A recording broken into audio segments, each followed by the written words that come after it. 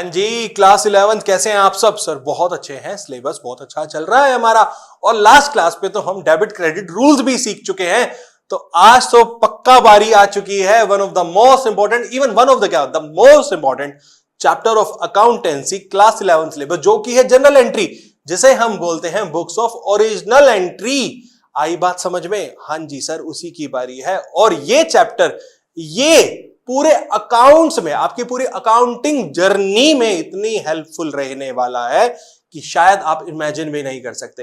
तो आइए बात करते हैं कि जर्नल होता क्या। मैंने बोला इसे हम बुक्स ऑफ ओरिजिनल एंट्री भी बोलते हैं, ठीक है। तो अगर मुझे इसकी डेफिनेशन देनी हो तो मैं लिख सकता हूं, journal is a books of original entry, original entry in which, जिसमें क्या करना है हमें, इन विच the transactions are recorded, जिसे हम रिकॉर्ड करेंगे first of all, सबसे पहले, first of all, as and when, कब, as and when they take place, जब वो हुई। आई बात समझ में? जैसे ही ट्रांजैक्शन हुई हमने रिकॉर्ड कर दिया, जिसे हमने बोला बुक्स ऑफ ओरिजिनल एंट्री या फिर जर्नल। आई बात समझ में? सिंपल सी डेफिनेशन है, कोई रॉकेट साइंस तो है नहीं जो आपको याद करने में कोई प्रॉब्लम होगी। हाँ जी सर, बिल्कुल कोई प्रॉब्लम नहीं है। तो आई बात समझ में, ये है जनरल एंट्री। बट सर क्या जनरल एंट्री इतनी सी बात है? देखो, हमने एक बार प्रोसेस की बात की थी। किसकी बात की थी? प्रोसेस की बात की थी। प्रोसेस ऑफ अकाउंटिंग में सबसे पहले हमने बात की थी आइडेंटिफिकेशन की। किसकी बात की थी? आइडेंटिफिकेशन। जहां पे हम आइडेंटिफाई करते थे वो ट्रांजैक्शन जो मॉनेटरी टर्म्स में है, ठीक है, उनको हमने वाउचर्स में रिकॉर्ड किया था। किसमें? वाउचर्स में। और वाउचर्स होते क्या हैं? जहां पे हर ट्रांजैक्शन के ड्यूअल एस्पेक्ट की बात की थी, एक डेबिट हो रहा था तो दूसरा क्रेडिट हो रहा था। आई बात समझ में? कौन सी ट्रांजैक्शन, यानी कौन सा अकाउंट डेबिट होगा, कौन सा अकाउंट क्रेडिट होगा, वो हमें वाउचर से पता चल रहा था, ठीक है। और वाउचर्स से ही हम बनाते हैं अपनी जर्नल। आई बात समझ में? तो ये है मेरा एक कोर प्रोसेस जहां से मुझे जर्नल बनाने के बारे में पता चला। आई बात समझ में? चलिए सर, ये बात समझ आ गई है। तो हमने लास्ट क्लास में ट्रेडिशनल अप्रोच की भी बात की थी। ट्रेडिशनल अप्रोच, उसमें हमने देखे थे हमारे अकाउंट्स 3 टाइप्स के थे, रियल, पर्सनल एंड नॉमिनल। हमने साथ साथ ये भी समझा था कि रियल अकाउंट में चले जाते हैं सारे एसेट्स। यहां पे हमने बात की थी पर्सन्स की, ठीक है। पर्सन नेचुरल हो सकता है, आर्टिफिशियल हो सकता है, और रिप्रेजेंटेटिव पर्सनल अकाउंट की भी बात की थी। तो अगर मैं आपको और अच्छे से इसको इलेबोरेट करूं तो मेरी सारी क्रेडिट ट्रांजैक्शन रिकॉर्ड हो जाएंगी कहां पे? पर्सनल अकाउंट के अंदर। और यहां पे नॉमिनल अकाउंट में आ जाते हैं मेरे सारे expenses, losses and incomes, gains. हमने ये भी समझ लिया था, ठीक है। ये रिवीजन हो गया आपका। साथ साथ अब हम एक्चुअल में बात करने वाले हैं कि जनरल एंट्री कैसे होती है, कौन कौन से हेड्स, क्या क्या हो सकता है पूरे जनरल एंट्रीज में, कौन कौन सी ट्रांजैक्शंस है। आइए समझते हैं। सबसे पहले जनरल एंट्री पे जाने से पहले समझ लेते हैं किस फॉर्मेट में हम रिकॉर्ड करते हैं अपने जनरल एंट्रीज को। आप स्ट्रेट लाइन बना सकते हो, मेरे से बनती नहीं है तो मैं ऐसे ही वेवी लाइन बना लेता हूं, ठीक है। सबसे पहले आता है मेरा डेट का कॉलम। यहां पे लिया मैंने डेट। क्यों? क्योंकि जनरल को हम हमेशा क्रोनोलॉजिकल ऑर्डर में रिकॉर्ड करते हैं। डेट वाइज रिकॉर्ड करेंगे तो डेट वाइज एंट्रीज चलेंगी। उसके बाद आ जाता है मेरा पर्टिकुलर्स। कौन कौन से अकाउंट्स यूज हो रहे हैं वो मेरे पर्टिकुलर्स में आ जाएंगे। फिर आ जाता है मेरा एलएफ। एलएफ जनरली आपके लिए खाली रहेगा, लेजर फोलियो बोलते हैं इसे। देखो, जनरल के बाद ट्रांजैक्शन जाती हैं लेजर्स में, ठीक है। सिमिलर नेचर की एंट्रीज जो होती है वो एक ही सिमिलर नेचर अकाउंट में जाती है, जिसे हम बोलते हैं लेजर। तो जो नंबर का लेजर होता है उसमें हम नंबर मेंशन कर देते हैं। और यहां पे आ जाता है अमाउंट डेबिट, और फिर आ जाता है मेरा अमाउंट क्रेडिट। क्रेडिट अमाउंट और डेबिट अमाउंट। साथ में यहां पे जो भी आप अकाउंट्स यूज करेंगे, जो भी अकाउंट यूज हो रहे हैं 1 और 2, ठीक है, साथ में इसके नीचे लिखते हैं नरेशन। क्या लिखते हैं? नरेशन। नरेशन क्या होती है सर? नरेशन होती है एक brief explanation of that particular transaction, कि मैंने कौन सी ट्रांजैक्शन की, क्या था उसका नेचर, वो मैंने एक्सप्लेन कर दिया नीचे छोटी सी एक लाइन में, उसे बोलते हैं हम नरेशन। तो ये होता है मेरा complete format of journal, format of journal. ठीक है, आई बात समझ। इसके बाद हम 1 to 1 सारे हेड्स को देखने वाले हैं, कौन कौन सी ट्रांजैक्शन हो सकती है वो देखते हैं। ठीक है, गुड्स से रिलेटेड सारी ट्रांजैक्शन को। बेटा यार गुड्स क्या है जिसमें मैं डील कर रहा हूं? हाँ, the firm is dealing in, वो मेरे गुड्स बन जाते हैं। तो बेटा जो गुड्स को मैंने बाय किया फॉर रीसेलिंग पर्पस, तो उसके लिए गुड्स अकाउंट ना यूज होके होता है परचेज अकाउंट। ठीक है, और अगर मैंने उन गुड्स को सेल कर दिया तो उसके लिए यूज होगा मेरा सेल अकाउंट। आई बात समझ में? यहां तक कोई प्रॉब्लम? परचेज अकाउंट और सेल अकाउंट किसी और ट्रांजैक्शन के लिए कभी रिकॉर्ड नहीं होंगे एक्सेप्ट गुड्स। ठीक है, मान लो मैंने कोई एसेट परचेज किया या एसेट की सेल की, तो वो एसेट का अकाउंट यूज होगा, ना कि सेल्स ये या परचेज अकाउंट। आई बात समझ? यहां तक समझ आती है? तो आइए समझते हैं अब अपनी एंट्रीज को। ठीक है, अपने रूल्स को इंटैक्ट रखेंगे, अपनी नॉलेज को इंटैक्ट रखेंगे और अपनी सारी जर्नल एंट्रीज के बारे में बात करेंगे। देखो मैंने आपको बताया हर ट्रांजैक्शन के 2 एस्पेक्ट हैं ही, तो एक डेबिट होगा एक क्रेडिट होगा। 3 रूल आपके सामने, उन्हीं रूल्स को याद करते हुए हम अपनी जर्नल एंट्रीज को बनाते हैं। बात करते हैं सबसे पहले, first, goods purchased in cash. Cash में मैंने गुड्स को परचेज किया। ठीक है, बात समझ आई? तो बेटा अब देखना, मेरे जो गुड्स है, जो परचेज है, परचेज हुई मेरी गुड्स की, तो परचेज क्या हो गया? मेरा नॉमिनल अकाउंट हो गया। क्या हो गया? मेरा नॉमिनल अकाउंट, क्योंकि एक तरीके से मेरा ये एक्सपेंडिचर है, एक्सपेंस है। यहां तक कोई प्रॉब्लम? और एक्सपेंस इंक्रीज हुआ, ड्यूअल एस्पेक्ट में बात करने वाला हूं आपके लिए। एक्सपेंस मेरा इंक्रीज हुआ, तो इंक्रीज हुआ इसका मतलब मेरा एक्सपेंस हो जाएगा debit, nominal account debit all expenses and losses, तो परचेज अकाउंट डेबिट। ठीक है, अब परचेज के साथ साथ दूसरा अकाउंट मेरा कौन सा यूज हुआ है? वो है कैश। कौन सा? कैश। कैश क्या है? मेरा एसेट। एसेट मतलब मेरा रियल अकाउंट। ठीक है, अब रियल अकाउंट में हमारा रूल है debit what comes in, credit what goes out. तो यहां पे आप चेक करो कैश आया है या कैश गया है। सर कैश गया, परचेज किया तो गुड्स आए हैं और कैश चले गया है, तो यहां पे हो जाएगा मेरा टू कैश अकाउंट। कैश हो जाएगा क्रेडिट, क्योंकि credit what goes out, cash गया है, तो to cash account. This will be my journal entry for this transaction. आई बात समझ में? यहां तक कोई प्रॉब्लम नहीं? सर यहां तक कोई प्रॉब्लम नहीं है। तो बात करते हैं अब अपनी नेक्स्ट ट्रांजैक्शन की। अगर यही गुड्स अब परचेज किए गए होते ऑन क्रेडिट तो क्या होता? तो एक छोटा सा एग्जांपल क्या है? Goods purchased from mister A. ठीक है, यहां पे कहीं भी मेंशन नहीं है कैश में, तो हमारे पास एक पर्सन का नेम है, तो इसका मतलब मैं अज्यूम करके चल रहा हूं कि ये ट्रांजैक्शन क्रेडिट ट्रांजैक्शन है। तो बेटा इस बार भी मेरे पास गुड्स आए, ठीक है, और यानी मेरा परचेज है। परचेज अकाउंट तो यहां पे भी हो जाएगा क्रेडिट, क्योंकि मेरा एक्सपेंस है। तो ये हो गया मेरा परचेज अकाउंट डेबिट। ये मेरा फर्स्ट अकाउंट हो गया, क्योंकि नॉमिनल अकाउंट है। यहां तक कोई प्रॉब्लम नहीं। अब बात करते हैं सर क्रेडिट क्या होगा? टू क्रेडिट में क्या जाएगा? बेटा अब समझना, मेरा यहां पे मिस्टर ए का नाम आया है। मिस्टर ए मेरे पर्सनल अकाउंट है। पर्सनल अकाउंट यानी और क्रेडिट ट्रांजैक्शन भी है, तो पर्सनल अकाउंट की बात तो हो रही है। अब बात करते हैं उसके रूल की। पर्सनल अकाउंट का रूल है debit the receiver, credit the giver. अब मैंने जो गुड्स लिए, मुझे देने वाला कौन था? Mister A. तो मिस्टर ए क्या हो गए? मेरे लिए गिवर हो गए, तो गिवर हो जाता है क्रेडिट, तो यहां पे हो जाएगा मिस्टर ए अकाउंट। ठीक है, तो जनरल एंट्री कंप्लीट हो जाएगी, purchase account debit to mister A account. आई बात समझ में? क्योंकि मैंने इस बार जो परचेज की गुड्स की वो थी क्रेडिट में। आई बात समझ में? देखो सर एक बात बताओ, कैसे पता चलेगा कि कौन सा कैश है या कौन सा क्रेडिट है? फर्स्ट लो, आपको आइडेंटिफाई करना है कि कैश और क्रेडिट क्या है। ये लो यहां पे लिख देते हैं आपके लिए एक छोटा सा रूल भी। अगर क्वेश्चन में या एंट्री में मेंशन हो कि कैश ओनली, तो वो तो कैश है ही। सेकंड, ओनली नेम मेंशन हो, किसी पर्सन का परचेज किया जैसे मिस्टर ए से, तो ये हो गई क्रेडिट। थर्ड, अगर नेम के साथ कैश भी मेंशन हो, name with cash, like goods purchase from mister A in cash, तो वो भी कैश हो जाएगा। नेम एंड कैश दोनों है, तो वो भी कैश हो जाएगा। तो आपको आइडेंटिफाई करने में कोई प्रॉब्लम नहीं होगी कि वो ट्रांजैक्शन कैश ट्रांजैक्शन है या फिर वो क्रेडिट ट्रांजैक्शन है। आई बात समझ में? ये तो हमने गुड्स की परचेज के बारे में बात करी। अब सर सेल के बारे में भी बात करके देखें? हाँ जी, बात करके देखते हैं। आइए थर्ड एक एग्जांपल से समझते हैं। Goods sold for cash. Cash में मैंने गुड्स को बेच दिया।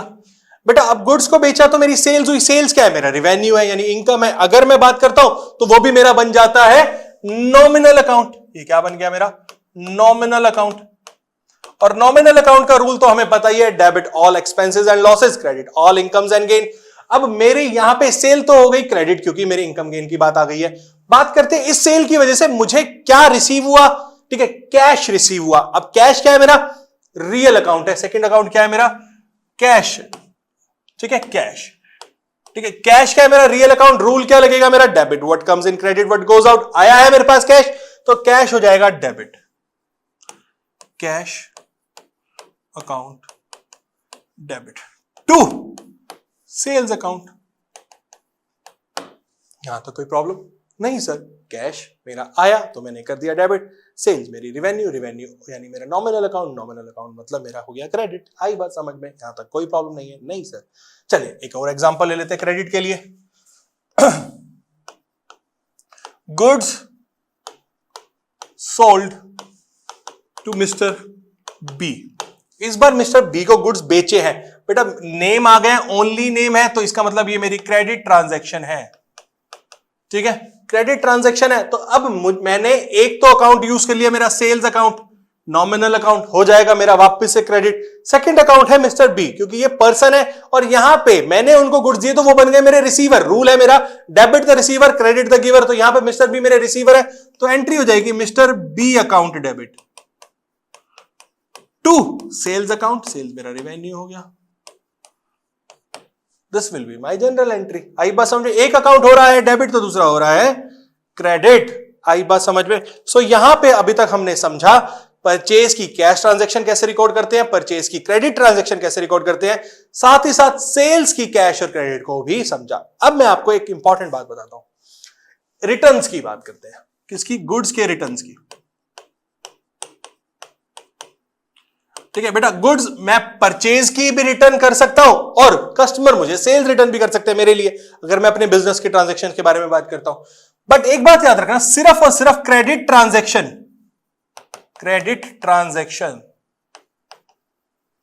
ही रिटर्न होंगी। आई बात समझ? कैश ट्रांजैक्शन को रिटर्न नहीं किया जाएगा, नहीं करते हैं जनरली। लक्ष्मी को हम वापस नहीं देते हैं ना भाई, समझते हो इस बात को? तो हम कहते हैं ना सिर्फ एक्सचेंज कर सकते हैं, या फिर आप क्रेडिट ट्रांजैक्शन को जिसके अगेंस्ट आपने हमें पैसा नहीं दिया है वही हम रिटर्न लेंगे। आई बात समझ? तो यहां पे अगर मैं बात करने वाला हूं परचेज रिटर्न की, पहली बात करता हूं मैं परचेज रिटर्न की। ठीक है, अगर मुझे परचेज रिटर्न की बात करनी है तो इसका दूसरा नाम होता है रिटर्न आउटवर्ड्स। क्यों?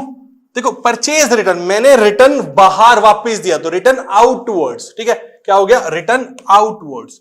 अब परचेज रिटर्न है और वही परचेज रिटर्न होगी जो मैंने क्रेडिट पे परचेज किया है। ठीक है, सो बेसिकली इसके लिए एक अकाउंट यूज हो जाता है जिसका नाम है परचेज रिटर्न अकाउंट।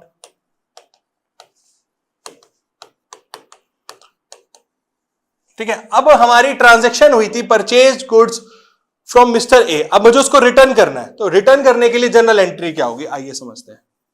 बेटा अगर मैंने गुड्स को रिटर्न किया तो मिस्टर ए इस बार वो गुड्स को रिसीव करेंगे। ठीक है, अगर वो रिसीव कर रहे हैं तो वो बन गए मेरे रिसीवर। पर्सनल अकाउंट है, रिसीवर होता है डेबिट, डेबिट द रिसीवर। तो यहां हो जाएगी entry mister A account debit, क्योंकि वो बन गए मेरे रिसीवर। टू, अब परचेज रिटर्न है। परचेज रिटर्न देखो, एक्सपेंस कम होना ही मेरा इनकम भी हो जाता है। परचेज कम हुई तो मेरी इनकम एक तरीके से हो गई, तो ये मेरा बन गया नॉमिनल अकाउंट अगर मैं बोलूं तो, या फिर परचेज रिटर्न हो रही तो आप उसको रिवर्स कर रहे हो, तो to purchase return account. This will be my complete journal entry for purchase return. आई बात समझ में? हाँ जी सर, समझ आ गई। सर सेल्स को भी रिटर्न करके दिखा दो। हाँ जी, लोग कर लेते हैं। हमारी सेल्स की रिटर्न की बात करते हैं। सेल्स रिटर्न, अब कस्टमर हमें रिटर्न कर रहा है तो गुड्स हमारे पास वापस हमारे पास आ रहे हैं, तो इसका दूसरा नाम हो जाता है रिटर्न इनवर्ड्स। इसके लिए अकाउंट यूज हो जाता है सेल्स रिटर्न अकाउंट। अब सेल्स हमारे पास रिटर्न हो रही है तो हमारा लॉस है, तो एक तरीके से ये भी मेरा नॉमिनल अकाउंट हो गया। ठीक है, और इस बार जब कोई पर्सन मुझे रिटर्न कर रहा है तो वो गिवर हो जाएगा, तो वो गिवर अकाउंट हो जाएगा, क्रेडिट। आई बात समझ में? तो यहां पे मेरा लॉस है, लॉस को मैं कर दूंगा। आप देखो हमने एक ट्रांजैक्शन लिखी थी पीछे, goods sold to mister B, अब वो रिटर्न हो गए हैं, तो अब मेरी सेल्स रिटर्न यानी लॉस मेरा हो जाएगा debit, sales return account debit to giver कौन है? Mister B, mister B account. आई बात समझ में? ये हो जाएगी मेरी complete journal entry for sales return. अब बात करते हैं एसेट की। ठीक है, आइए बात करते हैं एसेट की। देखो एसेट के लिए मैंने आपको लास्ट वीडियो में भी बताया था कि परचेज और सेल अकाउंट यूज नहीं होते, वो सिर्फ और सिर्फ गुड्स के लिए यूज होगा। तो यहां पे चाहे एसेट की परचेज हो रही है या सेल्स, जो भी एसेट का नाम है वो इंडिविजुअल नेम ही यूज होगा। आई बात समझ में? चाहे मैं इसको कैश पे परचेज कर रहा हूं या मैं क्रेडिट पे परचेज कर रहा हूं, सिमिलर चलेगा, पर परचेज और सेल्स की जगह यूज हो जाएगा मेरा एसेट अकाउंट ही। तो आइए एक ट्रांजैक्शन को देखते हैं। सबसे पहले मेरी फर्स्ट ट्रांजैक्शन आ जाती है purchased machine for cash. Cash में मैंने मशीन को परचेज किया, मैंने एब्रीवेटिव फॉर्म लिखी है मशीन की। तो आइडेंटिफाई करो दो अकाउंट, पहला मेरा मशीन अकाउंट हो गया जो कि एक एसेट अकाउंट है, दूसरा मेरा हो गया कैश जो कि ऑल्सो एक एसेट है, दोनों मेरे रियल अकाउंट है। हाँ जी, तो रियल अकाउंट का रूल लग जाएगा मेरा क्या, एक एसेट आ रहा है दूसरा एसेट जा रहा है, debit what comes in, credit what goes out. आया क्या है? मशीन, तो मशीन अकाउंट डेबिट टू गया क्या है मेरा? Cash, cash account. आई बात समझ में? फॉर्मेट हम देख चुके हैं, उसी फॉर्मेट पे हम इसको ढालना सिखा देंगे आपको। पहले आइडेंटिफाई करना सीख जाते हैं अकाउंट कौन कौन से हैं और जनरल एंट्री बन क्या रही है। अभी तो हमने अमाउंट के बारे में भी बात नहीं की है। चलिए एक और देखते हैं sir. Second, purchased machine from mister A on credit. साथ में ना भी लिखता क्रेडिट तो भी काम चल जाता, हम अज्यूम कर लेते क्योंकि वो है ही क्रेडिट पे, अभी मैंने आपको लास्ट क्लास में ही बताया था। तो मेरा यहां पे फर्स्ट अकाउंट हो गया मशीन जो कि एक एसेट अकाउंट है यानी रियल अकाउंट, यहां पे हो गया सेकंड अकाउंट मेरा मिस्टर बी जो कि एक पर्सनल अकाउंट है। दोनों के रूल लगा देते हैं। देखो मशीन तो मेरे पास आई है तो debit what comes in, machine account debit to, अभी मशीन दी किसने? Mister A. मिस्टर ए मेरे क्या है? गिवर है, तो mister A account credit the giver. आई बात समझ में? ये हो गई मेरी। अब ये मिस्टर ए अगर आपको यहां पे लिखा होता ऑन क्रेडिट, नाम भी मेंशन ना होता, तो आप उसकी जगह यूज कर सकते थे वेंडर अकाउंट। कोई तो वेंडर होगा, नाम गिवन ना हो तो वेंडर अकाउंट भी आप यूज कर सकते हो, या फिर आप क्रेडिटर अकाउंट भी यूज कर सकते हो क्योंकि क्रेडिट पे आया, नेम गिवन ना हो तो। चलो आई बात समझ में? तो ये हो गई मेरी एसेट की परचेज की बात। अगर मुझे एसेट सेल करना हो तो सिमिलरली अब एसेट चला जाएगा मेरा sold machine for cash. Cash में मैंने मशीन को बेच दिया, मशीन चली गई, मेरा पहला अकाउंट हो गया मशीन, सेकंड अकाउंट हो गया कैश, दोनों ही मेरे एसेट अकाउंट है, मतलब मेरे रियल अकाउंट है। लगा देते हैं रूल, कैश आया है कैश डेबिट हो जाएगा, कैश आ रहा है debit what comes in, cash account debit, और मशीन जा रही है टू मशीन अकाउंट। ठीक है, ये हो जाती है मेरी जनरल एंट्री। यहां तक कोई प्रॉब्लम नहीं सर, एसेट को बेच दिया मैंने कैश में, काम खत्म। बात करते हैं आगे एक्सपेंसेस की। किसकी? एक्सपेंसेस की। एक्सपेंसेस मेरे नॉमिनल अकाउंट होते हैं, हमें पता ही है ये बात, और नॉमिनल अकाउंट का रूल हमें पता है, debit all expenses and losses, credit all incomes and gains. ठीक है, अब एक्सपेंसेस कोई भी हो, चाहे वो वेजेस हो, चाहे वो रेंट हो, या वो मेरी सैलरी हो, अगर मैं कुछ भी पे कर रहा हूं तो मेरे एक्सपेंसेस ही पे कर रहा हूं। एग्जांपल ले लेते हैं तीनों का एक एक। चलिए, पेड रेंट, रेंट पे किया, ठीक है, अब पे किया है तो कैश में किया होगा, पहला अकाउंट मेरा कैश, दूसरा मेरा रेंट यानी मेरा एक्सपेंस, तो एक्सपेंस मेरा डेबिट होता है, rent account debit to cash क्योंकि कैश चला गया, क्रेडिट व्हाट गोज आउट। ये हो गई एंट्री। सेकंड, अगर मैं बात कर रहा हूं वेजेस की, पेड वेजेस, तो रेंट की जगह जस्ट वेज आ जाएगा, वेजेस आ जाएगा, रेंट की जगह यहां वेजेस आ जाएगा, wages account debit to cash account. ठीक है, अगर मैं बात करता हूं रेंट पे नहीं किया, पेबल है। ठीक है, अभी मैंने मार्च का रेंट, मेरे बुक्स क्लोज हो रही है 31 मार्च को, मार्च का रेंट पे मैं अप्रैल में करता हूं, पर 31 मार्च तक वो मार्च का रेंट पेबल है। तो मुझे क्या करना पड़ेगा, आइए समझते हैं एक एग्जांपल से। Rent payable for month of March, पे तो नहीं किया है, तो मुझे क्या करना पड़ेगा, अपनी लाइबिलिटी क्रिएट करनी पड़ेगी। एंट्री हो जाएगी बेटा, एक्सपेंस तो बुक करूंगा ही, साथ साथ rent account debit, debit all expenses, rent account debit to. अब मुझे अपनी एक लाइबिलिटी इंक्रीज करनी है, जो कि बन जाएगी मेरी आउटस्टैंडिंग लाइबिलिटी, यानी आउटस्टैंडिंग रेंट, यानी rent payable account. Rent payable account एक मेरी लाइबिलिटी क्रिएट हो गई है, और हमें पता है लाइबिलिटी इंक्रीज कौन सी साइड होती है, क्रेडिट साइड होती है। आई बात समझे, मॉडर्न अप्रोच में हमने देखा है।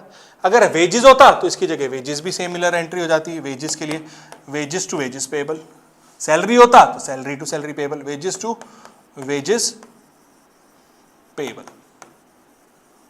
आई बात समझ में, अकाउंट। ठीक है, ये ऐसे बनती है मेरी जनरल एंट्रीज एक्सपेंसेस के लिए। एक बात करते हैं सबसे इंपॉर्टेंट, जो कि है ड्राइंग्स की। ड्राइंग्स क्या होता है बेटा, जो भी ओनर ऑफ द बिजनेस है उसने अपने पर्सनल यूज के लिए या तो कैश या गुड्स विड्रॉ किए होंगे बिजनेस से। कैश की बात कर लेते हैं पहले। कैश अगर विड्रॉ किया है, देखो फर्म के लिए तो हो गया वो एक्सपेंस, तो ड्राइंग मेरी एक्सपेंस होगी, एक्सपेंस मेरा डेबिट होगा। ठीक है, और कैश चला गया फर्म से, तो एंट्री क्या हो जाएगी मेरी, drawings account debit to cash, क्योंकि एक्सपेंस मेरा हो रहा है debit, debit all the expenses, और कैश मेरा जा रहा है तो डेबिट व्हाट गोज आउट। यहां तो कोई प्रॉब्लम नहीं सर। अगर यही होती मेरी गुड्स की ड्राइंग्स, गुड्स की फॉर्म में होती, तो बेटा मेरी गुड्स यानी परचेज कम हो जाती, ड्राइंग्स तो सिमिलर रहती, ड्राइंग्स अकाउंट यानी expense account, drawings account debit to, यहां पे कैश की जगह आ जाता है गुड्स। गुड्स के लिए क्या यूज करते हैं हम, परचेज, परचेज को कम कर देते हैं, टू परचेज अकाउंट। आई बात समझ में, तो ये हो जाती है मेरी general entries for purchase assets के लिए, सेल ऑफ एसेट के लिए, और ड्राइंग्स के लिए। आई बात समझ में, और साथ साथ हमने एक्सपेंसेस के बारे में भी देखा। आई बात समझ में जी, कैसे आप सब भाई हो? अच्छे हो, बहुत अच्छे हो, क्योंकि जनरल एंट्री हमारे साथ जो बढ़ रहे हो, और हमारे साथ जो जनरल एंट्री बढ़ता है उसको दोबारा अपनी जनरल एंट्री में पावर नहीं आती। तो जनरल एंट्री को आगे डिस्कस करने के लिए आज आपको सिर्फ कंसेप्ट समझाने आए हैं हम एक छोटी सी वीडियो में। इस वीडियो को एंड तक देखना आपके लिए बहुत इंपॉर्टेंट है, और उससे पहले आपको चैनल को सब्सक्राइब भी कर लेना चाहिए अगर आपको मजा आ रहा है तो। ठीक है, तो चलिए, आपकी मर्जी है, मैं फोर्स नहीं कर रहा। कंसेप्ट समझते हैं डिस्काउंट का। बेटा डिस्काउंट तो किसको पसंद नहीं है, सबको पसंद है डिस्काउंट। डिस्काउंट में बड़ा मजा आता है, नाम सुनते हैं कि कुछ भी चीज आपको सस्ते में मिलने वाली है। तो बेटा जो हमारे डिस्काउंट होते हैं उनके दो टाइप के, फर्स्ट होता है मेरा ट्रेड डिस्काउंट, एंड सेकंड होता है मेरा कैश डिस्काउंट। ठीक है, तो एक एक करके पहले कंसेप्ट समझते हैं, फिर कैसे अप्लाई कर सकते हैं उसको प्रैक्टिकल अप्रोच में, उसको देखिए। देखो मैंने आपको बोला कि ट्रेड डिस्काउंट है, ट्रेड डिस्काउंट होता है वो डिस्काउंट जो सबके लिए अवेलेबल। एक बार बहुत लेमन लैंग्वेज में समझा रहा हूं, आपसे ही रिलेट करके समझाऊंगा। तो बेटा ट्रेड डिस्काउंट सबके लिए अवेलेबल। जैसे आप शॉपिंग करने जाते हो तो सेल लगी हुई थी ज़ारा पे, H&M पे, एडिडास पे, एडिडास पे, प्यूमा पे, निकी पे, मतलब नाइकी पे, flat 50% of, flat 60% of, flat 70% of. तो वो क्या किसी पर्टिकुलर पर्सन के लिए है, सबके लिए ओपन टू ऑल है। तो वो ओपन टू ऑल है तो समझ लो वो आपके लिए ट्रेड डिस्काउंट है। क्या होगा इंपैक्ट बुक्स के फॉर्म में यानी अकाउंटिंग के फॉर्म में तो बता, यानी अवेलेबल फॉर ऑल। जैसे मैंने एग्जांपल ले लिया फ्लैट 60% ऑफ। ठीक है, चलिए ये जनरल पब्लिक के लिए अवेलेबल है, बट जो की पॉइंट है वो ये है, हम बात कर रहे हैं आपके पर्सपेक्टिव से नहीं, उस सेलर यानी ब्रांड के पर्सपेक्टिव से। तो जो ट्रेड डिस्काउंट है ना वो हमेशा एमआरपी में से, यानी एमआरपी को बोलते हैं लिस्ट प्राइस में से लेस करके दिखाएंगे, सेपरेटली नहीं दिखाएंगे। इसका मतलब क्या है, चाहे वो लिस्ट प्राइस सेल प्राइस हो या परचेज प्राइस हो, एक बार के लिए समझ लेना। देखो जो खरीद रहा है उसके लिए परचेज प्राइस हो जाएगा, जो बेच रहा है उसके लिए सेल प्राइस हो जाएगा। उसमें से अलग से ही लेस करके दिखा देंगे, सेपरेटली शो नहीं करेंगे। यानी ट्रेड डिस्काउंट की कोई सेपरेट एंट्री पास नहीं होती है। इतना बात समझ आती है? ट्रेड डिस्काउंट की कोई सेपरेट एंट्री पास नहीं की जाती। बहुत इंपॉर्टेंट कंसेप्ट है आपके इस जर्नल एंट्री के पर्सपेक्टिव से अगर मैं बात कर रहा हूं तो। चलो ये हो गया हमारा कैश डिस्काउंट, सॉरी ये हो गया हमारा ट्रेड डिस्काउंट। ठीक है, चलिए बात करते हैं कैश डिस्काउंट की। तो जस्ट रिवर्स चलते हैं एक बार के लिए, कह रहा अवेलेबल टू ऑल नहीं होगा, नॉट अवेलेबल फॉर। ठीक है, ये डिस्काउंट जो दिया जाता है ना, किस लिए दिया जाता है? फॉर अर्ली पेमेंट, जल्दी कैश हमें मिल जाए, या प्रॉम्प्ट पेमेंट, अर्ली पेमेंट को प्रॉम्प्ट पेमेंट भी बोलते हैं। ठीक है, इसे हम सेपरेटली शो करेंगे, सेपरेटली इसे हम सेपरेटली शो करेंगे, सेपरेट एंट्री भी पास होगी। और कैश डिस्काउंट दो फॉर्म में होते हैं, दो नेम होते हैं, एक होता है डिस्काउंट रिसीव, एक होता है डिस्काउंट अलाउड। यानी अगर हमें मिला तो हमारे लिए डिस्काउंट रिसीव, जिसकी अकाउंटिंग आप कर रहे हो, और अगर हमने अलाउ किया अपने कस्टमर्स को तो वो डिस्काउंट अलाउड मिलेगा, तो हमारी इनकम यानी हमारा बेनिफिट होगा, और हम अलाउ करेंगे तो वो हमारा लॉस हो जाएगा। आई बात समझ में? वो हमारा नुकसान हो जाएगा। और हमें पता है इनकम कैसे रिकॉर्ड करते हैं और लॉस कैसे रिकॉर्ड करते हैं, ये सब हम जानते हैं। ठीक है, अब मैं आपको एक छोटा सा प्रैक्टिकल एग्जांपल से समझाता हूं। देखो, कैश डिस्काउंट को समझना, वो कहना चाह रहा है कि अगर आपके पास कंडीशन आ मिली है, आपको कस्टमर आपको सेलर ने एक क्रेडिट पे दिए, साथ में कंडीशन लगा दी कि आप अगर हमें 10 डेज 15 डेज 30 डेज जो भी उसका कंडीशन है उसमें पेमेंट कर दोगे तो मैं आपको एक्स्ट्रा 2% 5% डिस्काउंट दूंगा। तो ये होता है प्रॉम्प्ट पेमेंट या ऑन टाइम पेमेंट की रिक्वायरमेंट। ठीक है, यहां मैं बोल सकता हूं on time payment, on time payment की वजह से मिला। तो ये सबको मिलता है, सिर्फ उनको मिलेगा जो ऑन टाइम यानी कि ऑन पेमेंट कर देंगे। तो ये डिस्काउंट सेपरेटली शो किया जाता है, इसलिए इसे बोलते हैं कैश डिस्काउंट। पेमेंट की वजह से, कैश देने की वजह से आपको जो डिस्काउंट मिला, एक बार समझ ये हो जाते हैं। अरे कैश यहां पे कोई प्रॉब्लम आई होप नहीं होगी। ऐसे डिस्काउंट से रिलेटेड एक वर्ड और आता है, वो होता है रिबेट। क्या होता है? रिबेट। मैं आपको समझाता हूँ रिबेट क्या होती है, एक बात समझना। रिबेट क्या है? कह रहे हैं हमने गुड्स सेल किए, मान लो 10,000 रुपीज के सेल किए थे कस्टमर को, और गुड्स जब कस्टमर को मिला तो उसको क्वालिटी पसंद नहीं आई, not accept due to poor quality या not as per promise quality. जो मैंने क्वालिटी प्रॉमिस की थी वो क्वालिटी नहीं है, सामने वाला है।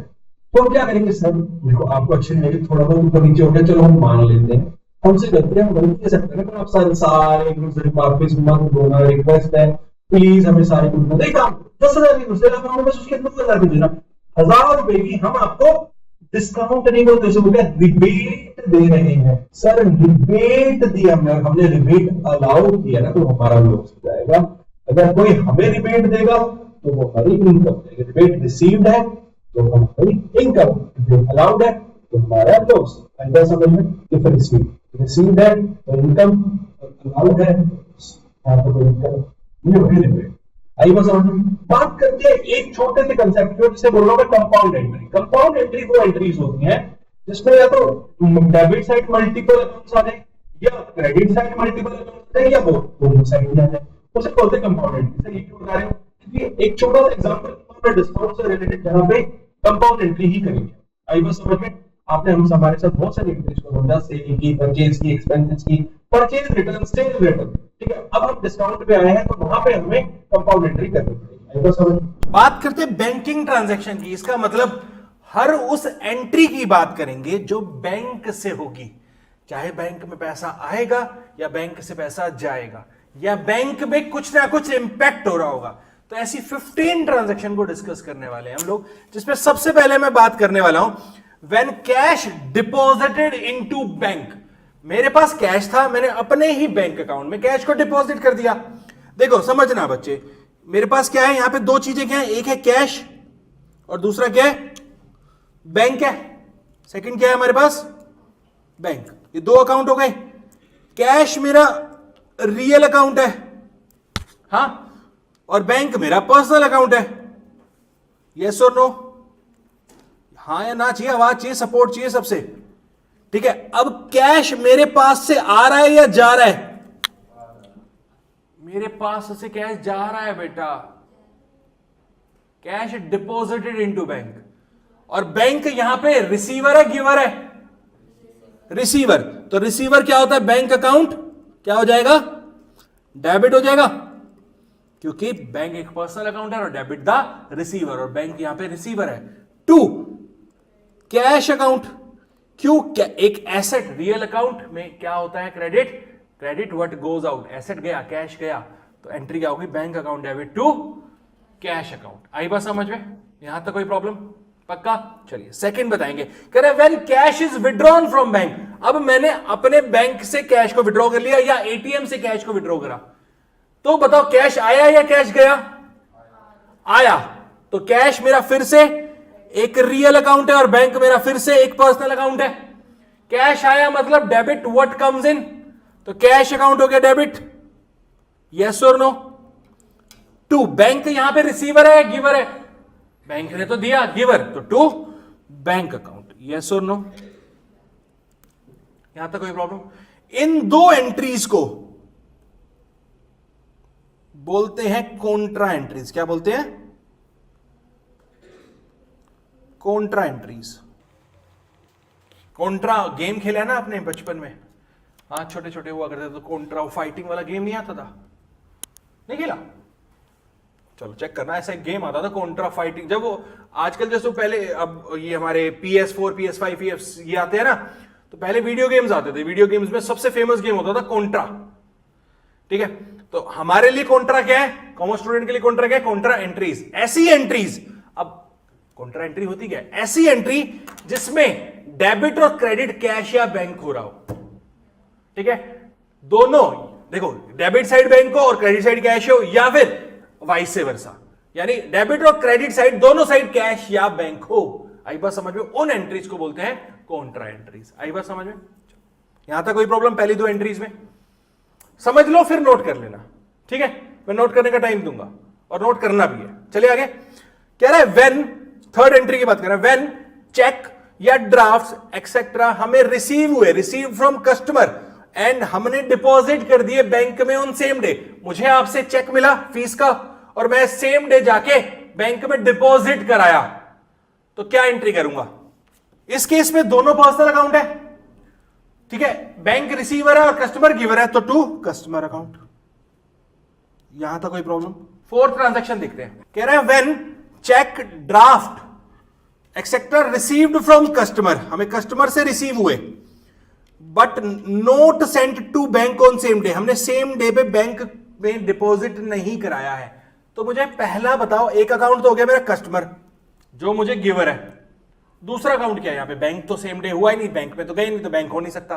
तो क्या है मेरा दूसरा अकाउंट? कौन सा अकाउंट है मेरा दूसरा? सेल्स का क्या मतलब है यहां पे?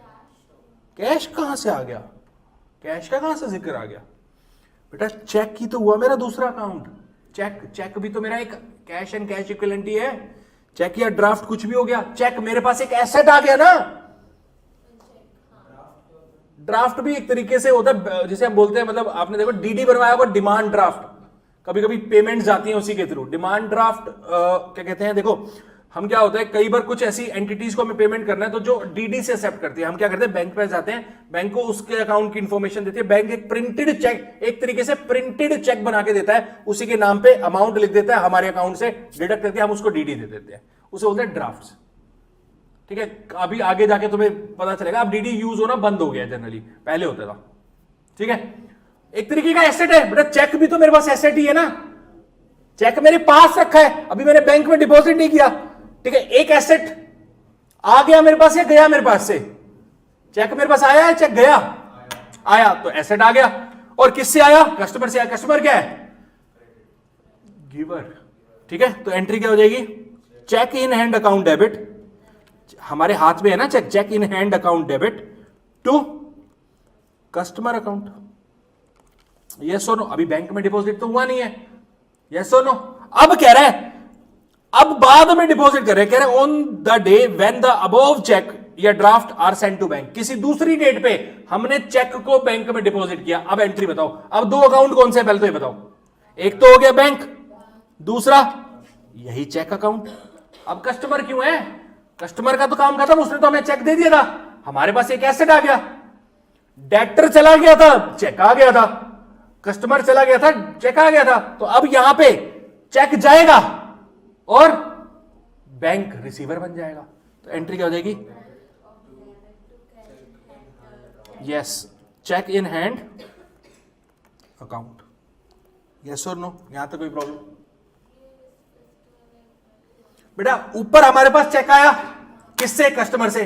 चेक एक एसेट है और कस्टमर से आया, कस्टमर मेरा गिवर है। अब मान लो कल आया था, आज मैं बैंक में डिपॉजिट कर रहा हूं। देखो हम जनरल एंट्री क्रोनोलॉजिकल ऑर्डर में करते हैं। कल हमने एंट्री कर दी होगी चेक आने की कस्टमर से, आज हम बैंक में डिपॉजिट की एंट्री कर रहे हैं। बैंक क्या बनेगा? यहां पे रिसीवर बनेगा और मेरा चेक चला जाएगा, यानी एक एसेट चला जाएगा। एसेट कम हो गया।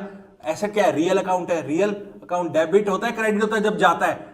Credit what goes out, cheque in hand account credit हो गया। डन। चलिए 6th की बात कर रहे हैं। कह रहे when a customer directly deposit the amount in our bank account. एक कस्टमर ने हमारे बैंक में हमारे लिए पैसे डिपॉजिट कर दिए। पहले बताओ 2 अकाउंट कौन से हैं? एक तो बैंक अकाउंट, दूसरा कस्टमर अकाउंट। यस और नो? एक रिसीवर है, एक दूसरा गिवर है। क्या एंट्री होनी चाहिए? बैंक रिसीवर है, कस्टमर गिवर है। Bank account debit to customer account. Customer नाम में देखो कह रहा है जो कष्ट से मरे, है ना? कितना दुख, कैसी बात करते हैं लोग। चलिए 7, when a cheque personally deposit, previously deposit, पीछे की बात कर रहे हैं। कह रहा है when a cheque previously deposited into bank, जो हमने पहले डिपॉजिट कर दिया था बैंक में, अब वो डिसऑनर हो गया, मतलब बाउंस हो गया। अब क्या करूंगा एंट्री? बताना। नहीं, बाउंस अकाउंट नहीं। देखो मैं बताता हूं बाउंस क्या होता है। पहले डिसऑनर होना, बाउंस होना बताऊं क्या होता है। दिवांशी ने मुझे फीस का चेक दिया ऑफ ₹1 लाख। मैं खुश, पैसे आ गए, वैसे आ गए, डिंग डिंग लक लक। बट पैसे तो जब आएंगे ना, जब वो मैं चेक बैंक में लगाऊंगा। मैंने बैंक में लगा दिया, अब वो चेक क्लियरिंग में जाएगा। पर क्लियरिंग में गया तो पता चला दिवांशी के अकाउंट में तो 1 लाख रुपए थे ही नहीं। तो जब दिवांशी के अकाउंट में 1 लाख नहीं थे तो मेरे पास कैसे आएंगे?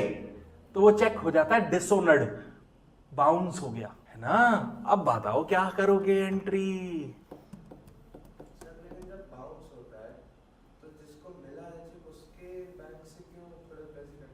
बेटा यही तो प्रॉब्लम है, ये दुख वही तो था ना। कस्टमर, बैंक हम दोनों के अकाउंट से पैसे काट लेगा। बैंक कहता है तुमने गलत लोगों से डील की है, हमारा नुकसान किया, हमारे कर्मचारियों ने काम किया था, अब उसकी पैसे दो। क्या हो जाएगी एंट्री डिसऑनर होने की? Customer account debit to bank account, क्योंकि वापस मेरा कस्टमर मेरा डेटर बन गया। ठीक है, आई बात समझ में? जस्ट मैंने लास्ट एंट्री को रिवर्स कर दिया। चलिए 8th एंट्री, इंपॉर्टेंट एंट्री। कह रहा है when a cheque is received from customer, हमें एक चेक मिला था कस्टमर से और हमने उसको डिस्काउंट अलाउ किया था, and discount is allowed to him, हमने डिस्काउंट भी किया था। And if the cheque is deposited into the bank on same day, इस बार हमें चेक जो मिला वो डिस्काउंट हमने उसको दिया तब मिला, मतलब हमें चेक डिस्काउंट देने के बाद वाला अमाउंट है।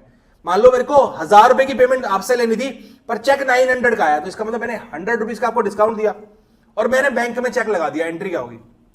सिंपल, जैसे डिस्काउंट अलाउड की एंट्री करते हो। कैसे करते हो? बैंक अकाउंट डेबिट टू, क्यों किया? डिस्काउंट अलाउड, क्योंकि मेरा लॉस है। Discount allowed account debit to customer account. Yes और नो? यस और नो? ईशा बेटा देखो, मेरे को कस्टमर से लेने थे 1000 रुपए, उसने मुझे 900 रुपीज का चेक दिया और मैंने बैंक में डिपॉजिट कर दिया। क्यों? क्योंकि मैंने उसको 100 रुपीज का डिस्काउंट अलाउ किया था। तो डिस्काउंट मेरा लॉस है। बैंक में मुझे, बैंक मेरा रिसीवर है, रिसीवर में कितने पैसे आए? 900, तो bank account debit, discount allowed account debit to customer 1000। अब 1000 उससे मुझे लेना ही नहीं है। डन। चलो यहां तक कोई प्रॉब्लम? अब सुनो, देखो ये क्या कह रहा है। जिस चेक को आपको रिसीव हुआ था डिस्काउंट देने के बाद, वो आपने बैंक में डिपॉजिट कर दिया था, पर वो चेक भी डिसऑनर हो गया। कह रहे in the case above cheque is dishonoured, the discount allowed to the customer will also be withdrawn. अब उसका चेक डिसऑनर हो गया तो मैं उसको डिस्काउंट क्यों दूंगा भाई? डिस्काउंट भी हटा दूंगा। तो अब एंट्री क्या हो जाएगी बताओ? टू नहीं, देखो बेटा यही वाली एंट्री को ही तो रिवर्स करना पड़ेगा मुझे, टू बी रिवर्स्ड। यस और नो? क्या होगी एंट्री?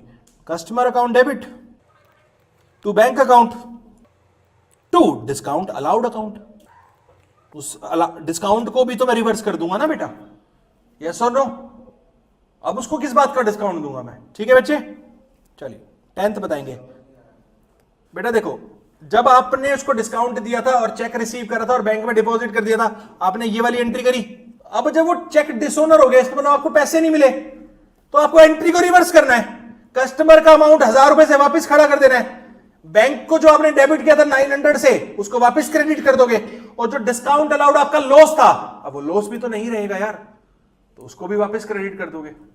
ठीक है, चलो ये आप बता सकते हो। कह रहे when payment is made by issue of cheque, मैंने कोई पेमेंट की चेक से, किसी को भी की होगी, मान लो आपको ही की, तो एंट्री क्या होगी? आप कस्टमर नहीं हो, मैंने आपको वैसे ही पेमेंट किया, आप अपने नाम से बताओ।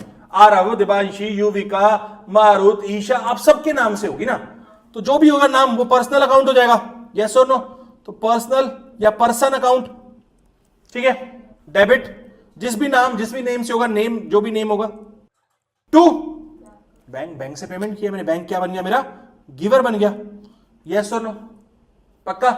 चलो नेक्स्ट भी आप बता सकते हो। When expenses are paid by issue of cheque, मैंने कोई खर्चा किया बैंक से, तो एक्सपेंसेस अकाउंट डेबिट। एक्सपेंस क्या होते हैं? डेबिट होते हैं हमेशा। Expenses account debit to bank account, bank से ही तो किया मैंने वो खर्चा। यस और नो? पक्का? यहां तक कोई प्रॉब्लम? चलिए अब सुनना ध्यान से। कह रहे when cash is withdrawn from bank for the personal use of proprietor. Yes, expenses nominal account है, नॉमिनल अकाउंट का रूल है, debit all expenses and losses.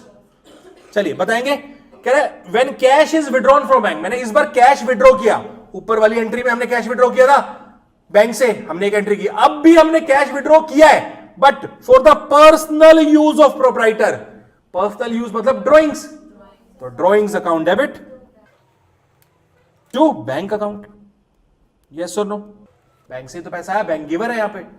चलिए 13 कह रहा है when interest is charge by bank, bank ने हमसे interest charge कर लिया, तो एंट्री क्या होगी?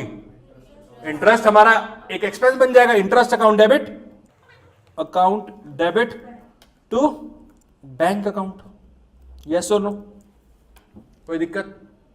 अब कह रहा है when interest is allowed by bank, हमारे पैसे पे बैंक ने हमें इंटरेस्ट दे दिया, तो एंट्री क्या होगी?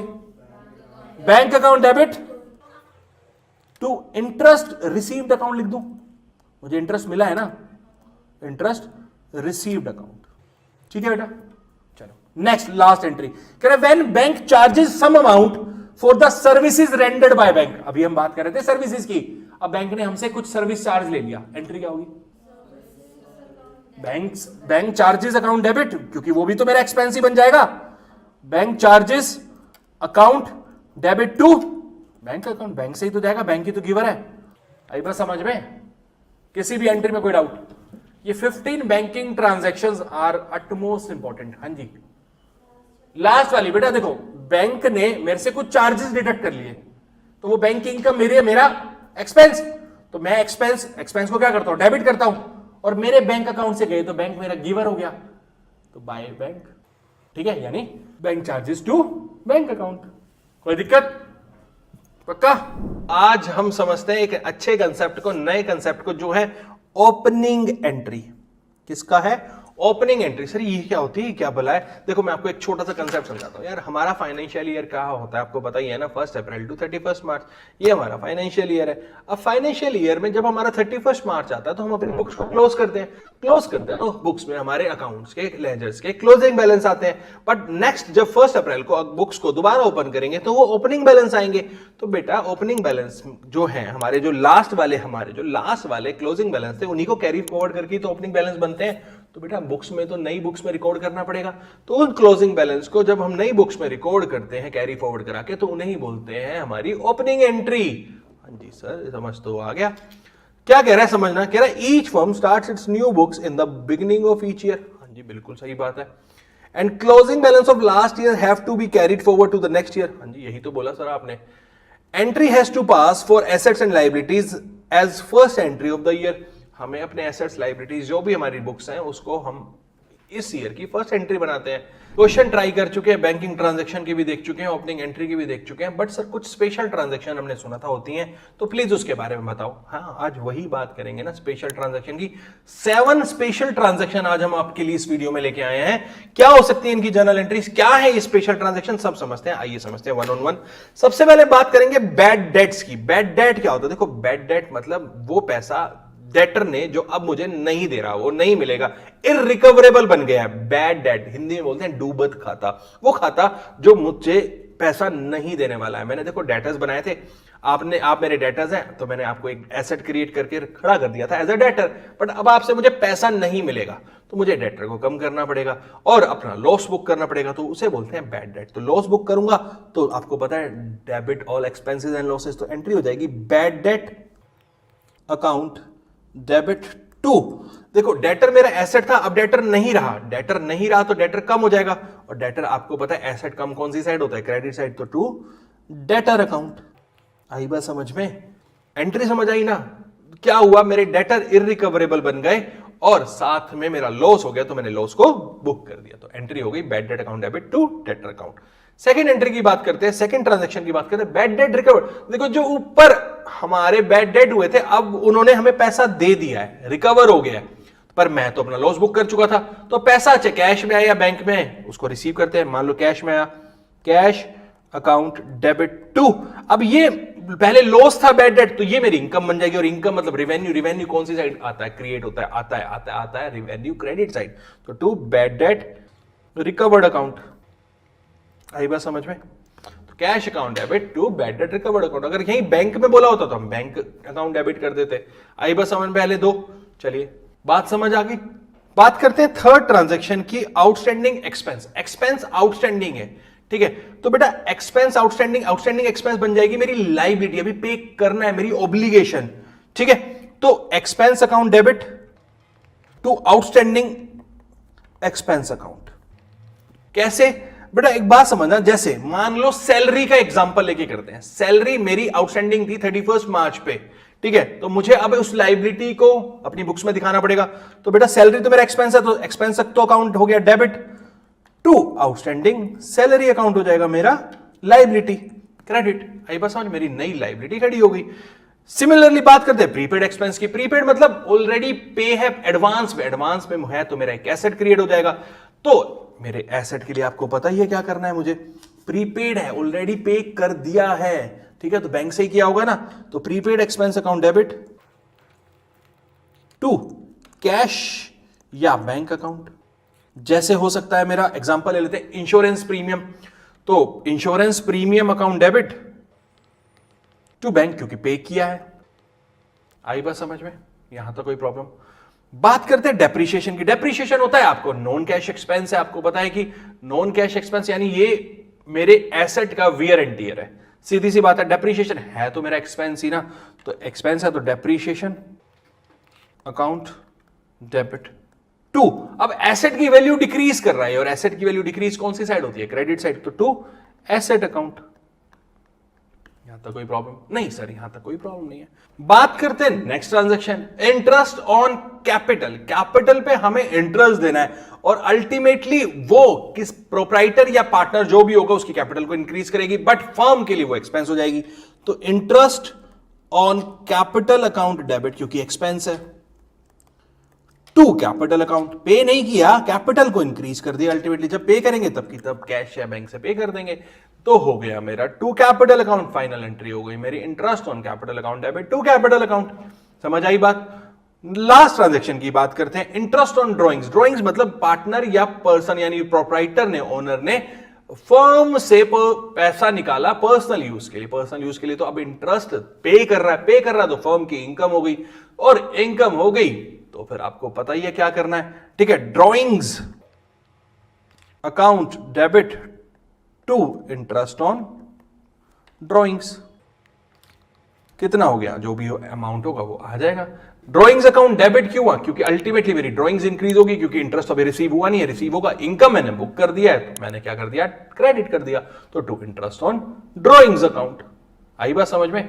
सो ये रहे हमारी 7 स्पेशल ट्रांजैक्शन। आज हम कुछ ऐसी ट्रांजैक्शन को डील करने वाले हैं जो हर बिजनेस में जरूरी होती है, ठीक है, और ऑलमोस्ट इसके बाद, आज की इस वीडियो के बाद ऑलमोस्ट सारी ट्रांजैक्शन हमारी खत्म हो जाएंगी। सो ज्यादा टाइम एज यूजुअल आपका ना लेते हुए सीधा ट्रांजैक्शन पे चलते हैं। बात करते हैं ट्रांजैक्शन रिलेटेड टू गुड्स की। गुड्स से रिलेटेड क्या क्या एक बिजनेस में ट्रांजैक्शन हो सकती है उसको देखते हैं।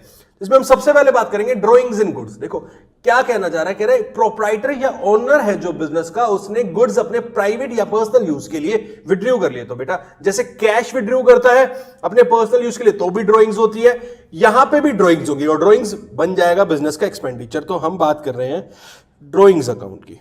तो ड्रॉइंग्स अकाउंट डेबिट, ये तो हो गया हमारा डेबिट, यहां तक तो कोई प्रॉब्लम नहीं है। बात आती है क्रेडिट किसको करें। बेसिकली देखो गुड्स हमने प्रोक्योर किए होंगे फॉर रीसेल पर्पस, परचेज किए गए होंगे, तो अब वो गुड्स हमारे पास अवेलेबल नहीं है, तो हमें एट द एंड अपनी परचेज को डिक्लाइन करना पड़ेगा, कम करना पड़ेगा। तो to purchase account, purchase account, अब हमारी परचेज कम हो गई है। अगर मैं नरेशन लिखना चाहूंगा तो हो जाएगी goods taken for personal use, यहां तक कोई प्रॉब्लम। चलिए बात करते हैं सेकंड पॉइंट की, सेकंड ट्रांजैक्शन की। Correct, goods given as charity, मेरे बिजनेस को चैरिटी करनी थी, या मुझे मन हुआ कि मैं अपने गुड्स को चैरिटी कर दूं, डोनेट कर दूं। ठीक है, मैंने क्या किया, मैंने चैरिटी कर दी, और चैरिटी क्या बन जाएगा, मेरा एक्सपेंस बन जाएगा। तो बेसिकली एक्सपेंस अकाउंट डेबिट यानी charity account debit to again, अब वो गुड्स मेरे पास फिर से अवेलेबल नहीं है, फिर से अवेलेबल नहीं है तो मुझे परचेज को डिक्लाइन करना पड़ेगा। तो to purchase account, goods given as charity, यहां तक कोई प्रॉब्लम नहीं होनी चाहिए।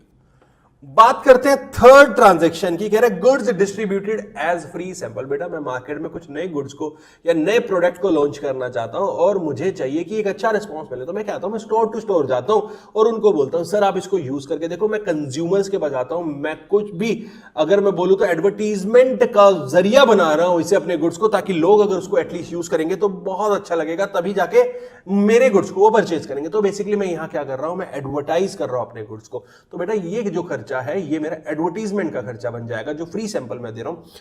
तो advertisement expense, advertisement expense account debit, account debit to, बेटा वो गुड्स अवेलेबल नहीं है फिर से, तो परचेज को फिर से डिक्लाइन करना पड़ेगा। तो परचेज अकाउंट, यहां तक कोई problem, goods given as free samples. ठीक है जी, ये हो गई मेरी नरेशन भी। अब बात करते हैं सबसे इंपॉर्टेंट पॉइंट की रिलेटेड टू गुड्स। ठीक है, देखो कह रहे हैं loss of goods by theft और लॉस बाय फायर। मेरे गुड्स की चोरी हो गई या फिर मेरे बिजनेस में आग लगी तो गुड्स जल गए। तो बेसिकली देखो लॉस है, लॉस नॉमिनल अकाउंट, यानी हम वो बात कर रहे हैं debit all expenses and losses के। तो यहां पे हो जाएगा मेरा loss by theft account debit, अगर फायर से है तो loss by fire account debit to वही simple purchase account, goods lost by theft और गुड्स जो भी होगा एज द केस में भी, गुड्स डिस्ट्रॉयड बाय फायर। ठीक है बेटा, ये तो होगी, बट क्या यहाँ पे बात खत्म होगी? नहीं, सबसे इंपॉर्टेंट पॉइंट डिस्कस करना चाहता हूं यहाँ पे। अब कह रहा है कि देखो जनरली बिजनेस इंश्योरेंस करवा लेती है, उसके लिए कह रहा है in case goods were insured, goods insured थे एंड क्लेम भी हमने लॉन्च कर दिया, and claim is launched with the insurance company. ठीक है, मैंने क्लेम भी लॉन्च कर दिया, तो केस 1 बना रहा हूं इसके में भी। ठीक है, इंश्योरेंस कंपनी के साथ केस लॉन्च कर दिया हमने, इंश्योरेंस कंपनी के साथ केस लॉन्च कर दिया हमने। तो बेटा जनरल एंट्री क्या हो जाएगी? अब देखो इंश्योरेंस कंपनी जो है वो मेरे लिए डेटर बन जाएगी। ठीक है, मैं क्या करूंगा, मैं डेटर खड़ा कर दूंगा या एसेट खड़ा कर दूंगा इंश्योरेंस कंपनी के नाम से या इंश्योरेंस क्लेम के नाम से, claim account debit, insurance claim account debit. ठीक है, टू जो मेरा लॉस था वो लॉस खत्म कर दूंगा, लॉस बाय थेफ्ट और फायर अकाउंट, यहां तक कोई प्रॉब्लम? अब बात आती है कि मैंने लॉन्च तो पूरा केस कर दिया, क्या इंश्योरेंस कंपनी पूरा केस लॉन्च करने के बाद सारा पैसा दे देगी मुझे? तो इसके लिए केस बना लेते हैं a, if full amount of claim is received from insurance company. ठीक है, इंश्योरेंस कंपनी से फुल अमाउंट मिल रहा है मुझे, तो बेटा जनरल एंट्री क्या हो जाएगी? Bank account debit to insurance company account, क्योंकि इंश्योरेंस कंपनी मेरी गिवर बन गई यहां पे। ठीक है, यहां पे कोई प्रॉब्लम? पक्का? चलिए बात करते हैं केस 2 की। If insurance company does not admit full claim, तो अब क्या करेंगे उस केस में, क्या एंट्री बनेगी? देखो जितना पैसा मिलेगा वो तो बैंक में आ ही जाएगा, बैंक अकाउंट डेबिट, ठीक है, कि देने वाला bank account debit to insurance company, जितना पैसा मिला। बट क्या इंश्योरेंस कंपनी ने पूरा पैसा दिया? नहीं। तो बाकी वाला जो डिफरेंशियल अमाउंट है वो कहां जाएगा बेटा? वो मेरा लॉस ही रहेगा। तो लॉस बाय थेफ्ट या फिर फायर अकाउंट जितना है ये मैं अपने P&L से चार्ज कर दूंगा। आई बात समझ में?